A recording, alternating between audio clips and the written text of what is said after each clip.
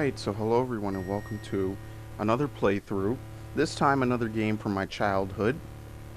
Metroid Zero Mission. Now, a while ago I played this game, and I might as well just play the opening scenario. A while ago I played this game using the GameCube and the Game Boy Advance player. And they recently released it on the American eShop, which is good because it was on the European eShop for almost a year. And yeah, I really like this game. As you can see, they have a lot more artwork for this game as opposed to Fusion. This game more or less plays on a upgraded version of the Fusion engine, which is pretty cool. As you can see, they took a lot of effort to put in a lot of different artwork and just generally give the game a more well-rounded feel. Now, I personally prefer Fusion to this game, just because of that. We're going to play on normal. I believe there's a hard difficulty, but I think you have to play it later. You have to unlock it. I don't remember, though. Planet Zebes. I called this place home once in peaceful times, long before evil haunted the caverns below. Now I shall finally tell the tale of my first battle here, my so-called Zero Mission. As you can see, again, lots of artwork here, in just about every aspect of the game. So I believe you can stand here for a good amount of time, and I think monsters will start to slowly make their way over. Maybe. It doesn't really seem like it. Alright, anyway. Yeah, no, never mind. So the first upgrade of the game, how do you... Oh, hold on a minute. I gotta... I don't know how to set nonsense to. Oh, thank you. Set this R. And I was going to scroll the next couple games I'm going to do. Well, I just like to me. And it's menu. Okay, should be good now. There you go, okay. Because I'm going to be playing using the D-pad. First upgrade, this is exactly like the original Metroid, is the Morph Ball. Because Metroid can't crawl, everyone knows that. Okay. And I believe this game is sequence breaking. I don't remember what the sequence breaking is specifically, so I can't really speak much to it. Oh shit, that's right, you only go so far. Because it's been so long since I really played this game and really tore into it. And these Chozo statues give you lore and insight as to where to go next. And this looks much better on a TV screen, I'll just say that. Like always, you can actually see the stuff in the background. It's really well drawn out on a TV. More so, I believe, than if you were playing this on a Game Boy Advance player. Which is why I like when they do this kind of stuff. Alright, there's a save room.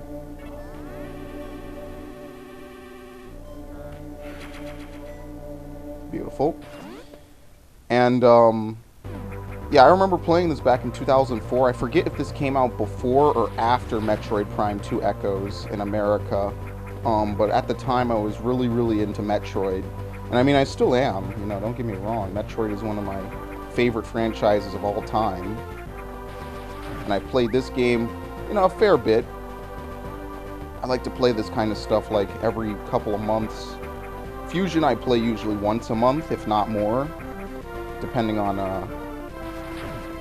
how much I feel like playing it. Was it? Yeah, right here. Now, I believe you can skip the long beam. I might be wrong, though. I was looking up some of the sequence breaks about a week or two ago. You can skip some of this stuff if you know what to do. And since this is a direct rip from the GBA, basically, and it's not like a port or anything, or a remaster, probably all the sequence breaks are still allowed here, which is nice. It's nice when they keep that nice classic feel. But yeah, the long beam will shoot as far as the screen goes.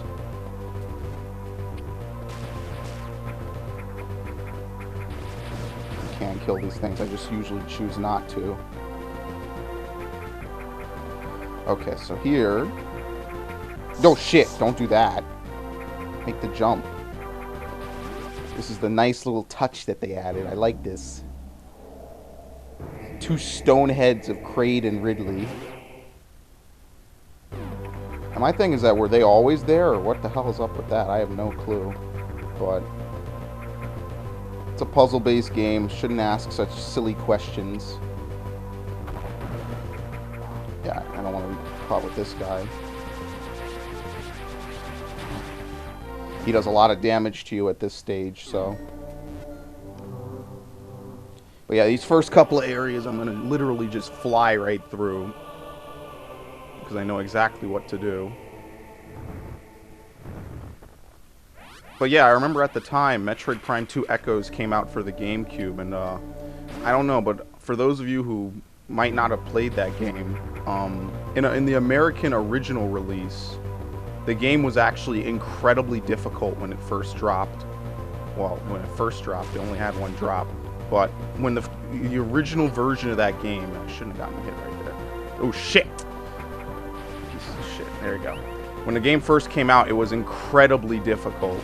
Like, I remember recently I found out that one of the devs actually couldn't beat the Boost Guardian without going into debug mode. So the game was very difficult. And numerous segments. And then they finally changed that later on. They made the game a lot easier, a lot more, you know, not as hard to play. Yeah, I already know what's coming up. I don't need to worry about health.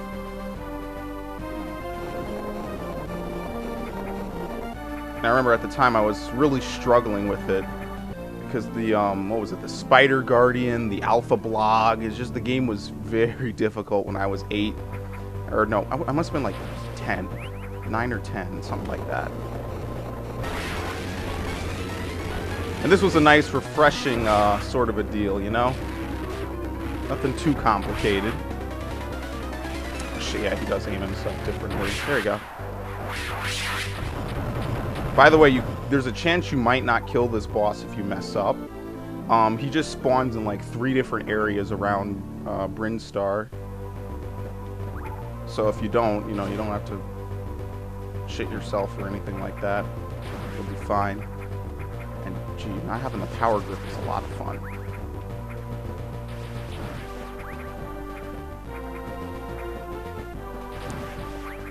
But I believe the year after this they released Metroid what was it called? Hunters for the DS, because the DS was getting big. That was another fun one. I'm hoping that someday they add that to the eShop. That would be a lot of fun. I would really enjoy playing Other M. Other M? Oh no, I don't enjoy playing Other M, but I would really enjoy playing Prime Hunters. Because there's a lot to it, which is what I like about it. So the first time you come through here, there's these nice little flies. I don't even know if they even attack you. Or if they're just more in the way.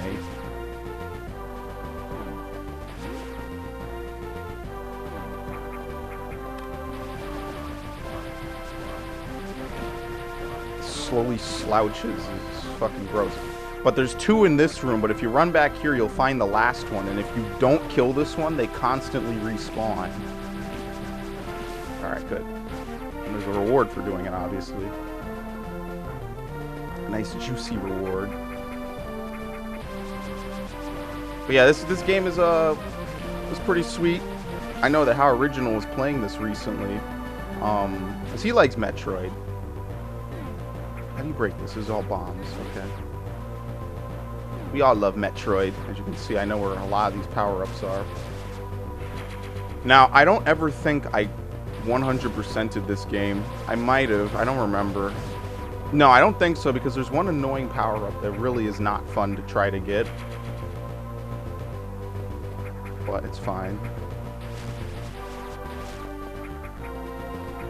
Yeah, that's the first energy tank of the game.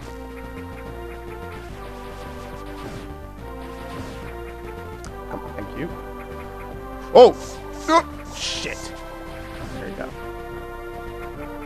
I get used to that. No power grip is definitely a lot of fun. Actually, what is down here? The map room, yeah.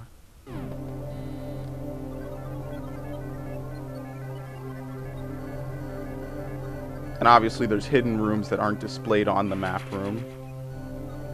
There's actually one map room in this game where you come in from the left and she swings around and uses it. It's real weird. It's in Ridley. And I don't know why they did that. I guess the level design just ended up being like that. Real peculiar shit. That was close.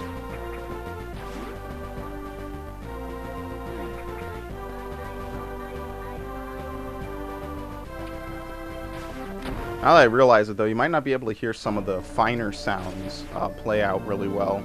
Like the little insect things have a bouncing sound. You might not be able to hear it. So my apologies if you can't.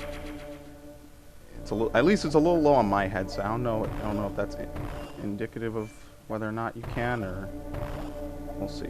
But yeah, the bombs in this game explode much faster than in Fusion. Oops. Much faster. I think you can double bomb jump. No, it's too fast. Never mind. It might be in Fusion you can. Alright, so the doors lock. The only way to get them to open is to kill all these things.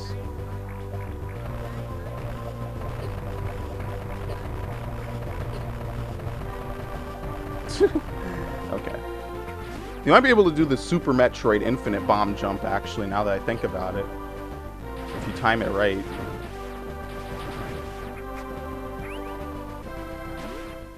Save. Actually, I really don't need to save. I know what I'm doing. Don't worry, the hard part doesn't come till later. The literal trial by fire.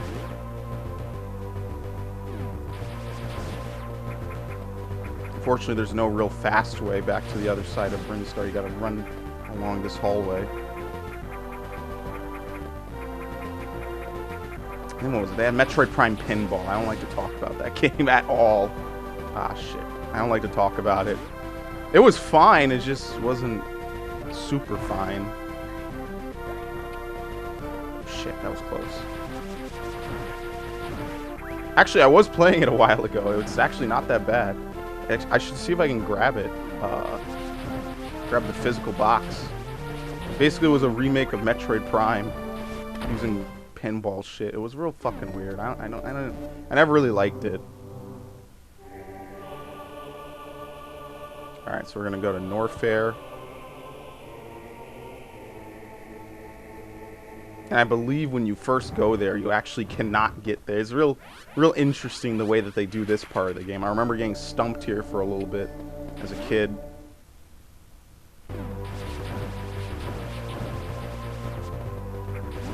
Actually, you might not even need to visit the Chozo statues if you know what to do, unless they're blocking the way.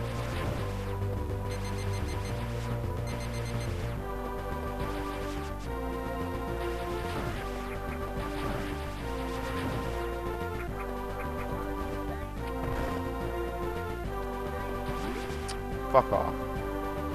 As you can see, there's no more insects in here because I killed them all. I don't think there's anything over here. No.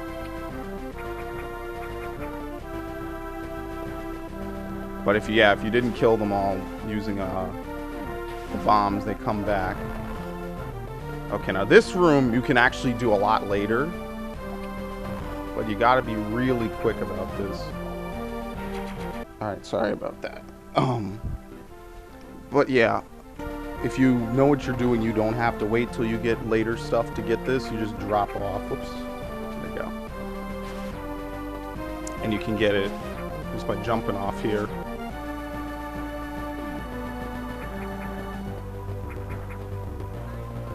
Okay.